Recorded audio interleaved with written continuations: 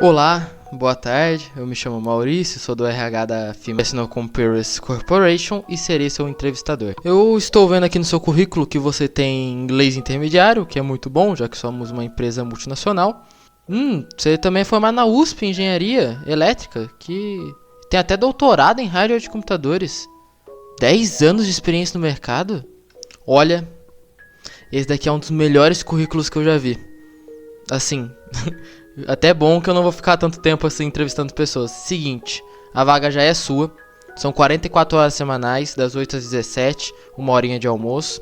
A remuneração é de R$5.000 líquidos mensais. A não ser que você queira ser PJ. Aí a gente consegue fazer até 7.500. Então, o que você me diz? Então, como explicar isso sem ser obliterado por todos os sindicatos, trabalhadores e partidos de esquerda? Os direitos trabalhistas estão obsoletos. Na verdade, eles chegaram a se tornar um problema no Brasil atual. Não me leve a mal. Os direitos trabalhistas são necessários. Ou você acha que eu apoio o regime de trabalho chinês? Que a única diferença entre uma fábrica chinesa e uma farm no Minecraft é a realidade. Porém, certos direitos trabalhistas no Brasil são inúteis e mais atrapalham sua vida que ajudam. Um exemplo claro disso é o 13º, que é literalmente uma parte do seu salário retirado mensalmente para ser entregue no final do ano. Ou seja, o valor anual bruto não muda. Entretanto, se você não consegue acreditar em mim falando isso e dando esse exemplo, vamos para os números, porque números não mentem, a não ser que você seja um comunista. Aí eles ficam mais confusos que um adolescente. Porém, antes de tudo, a tributação brasileira é muito confusa, mas extremamente confusa. Eu passei 2 horas estudando esse troço. Eu não entendi quase nada ainda. São números e porcentagens específicos em cima de situações específicas que possuem valores específicos, ao ponto que o específico sonho de valsa vira um wafer para não pagar uma porcentagem do imposto. Esse é o nível que é a tributação brasileira.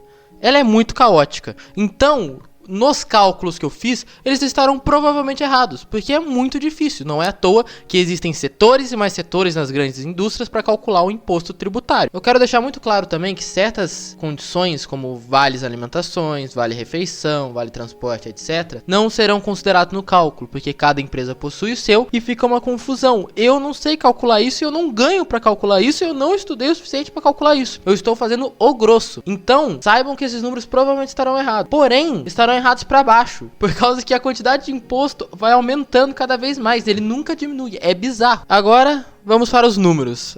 Números nunca mentem, eu gosto dele. Se a empresa for pequena, ou seja, ela está no regime Simples Nacional, com a soma de todos os encargos trabalhistas, chega a 40%. Considerando um trabalhador ganhando R$2.000 de bruto com um INSS de 7,5%, para o trabalhador sobra R$1.850 e a empresa tem que pagar para o governo R$950. Já para as empresas de lucro presumido ou real, o imposto por parte da empresa chega a 65,7%. Ou seja, para o trabalhador continua R$1.850 mensais, porém a empresa paga R$1.464 para o governo. Vamos pegar esse último caso como método. A empresa em um ano gastará R$39.768 e o funcionário vai receber R$24.666,66. Ou seja, R$15.101,34 vão para o governo. Agora vamos fazer o cálculo como PJ para a empresa e para o contratado, porém com um aumento de 50% do salário. Ou seja, em vez de ganhar R$2.000 brutos, ele vai começar a ganhar 3. A empresa mensalmente vai pagar R$3.000 para o CNPJ e 11% do valor para o governo, ou seja, R$3.330 mensais. Anualmente, contando um mês de férias não remunerada, R$36.630 é o gasto da empresa. Vamos calcular agora para o contratado. R$3.000 menos 14,3% de imposto, que é o INSS sobre o faturamento e o guia-das, e menos 1,5% de imposto de renda. Ou seja, sobra R$2.526. Anualmente, R$27.786. Vou aproveitar também e colocar o informal, que não paga nenhum imposto. Só negue, meu nego.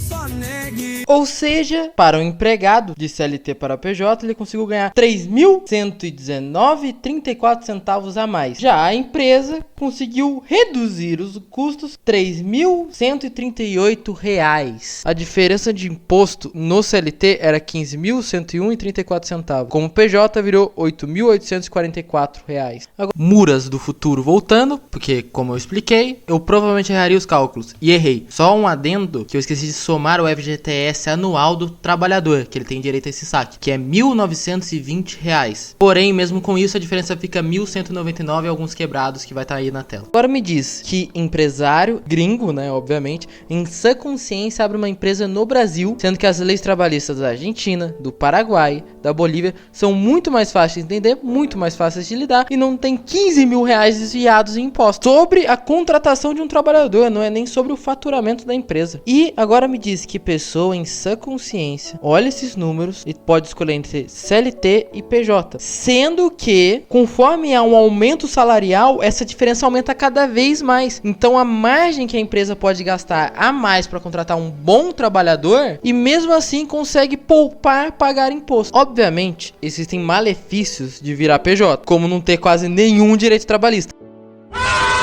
Apesar que você continua pagando INSS e ainda continua tendo acesso a certos benefícios. Todavia, há bons benefícios de virar PJ também, como contrato, ou seja, você consegue trabalhar para mais de uma empresa ao mesmo tempo, maior liberdade de horário e dinheiro a mais para a empresa e para o empregado. Pensando só financeiramente, a CLT é ruim para todo mundo. Porém, tem alguns benefícios, alguns direitos que são muito importantes hoje em dia. Por exemplo, evitar que você vire um escravo, colocar um limite de horas semanais, ter a hora extra. Porém, a grande maioria é puramente burocrática, ou seja, fica muito difícil de lidar. E uma prova clara disso é que 40% dos trabalhadores brasileiros são informais. 40 milhões de pessoas sem nenhum direito trabalhista.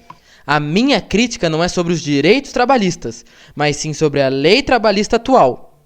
Ela surgiu lá na época de Getúlio Vargas para os trabalhadores de fábrica. Detalhe, o Brasil não tinha indústria. Essas leis já têm uma origem artificial. Só 20% dos trabalhadores do Brasil trampam na indústria. Ou seja, a CLT tem um foco em fábricas, um foco na indústria, só que só abrange 20% da população trabalhista. A CLT atual não abrange nem metade da população brasileira. Uma simples redução de encargos e facilitação da burocracia já seriam de grande ajuda. Porém, para isso acontecer, é necessário retirar certos benefícios, como o 13º e as férias com remuneração além do integral.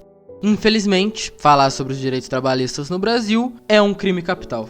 A atualização da CLT é uma melhora para todo mundo, não existe distinção. A maioria dos trabalhadores não são beneficiados por ela, os que são recebem pouco e a empresa paga muito. Mas é impossível tocar nesse assunto, porque os CLTs não querem modificar os seus direitos e os informais almejam todos os benefícios dela. A cultura de trabalho brasileira não ajuda também. O brasileiro não é produtivo, o brasileiro não quer trabalhar. Isso sendo uma consequência da CLT, porque o povo brasileiro tem essa cultura de querer levar vantagem em cima de tudo, e com a CLT facilitou muito.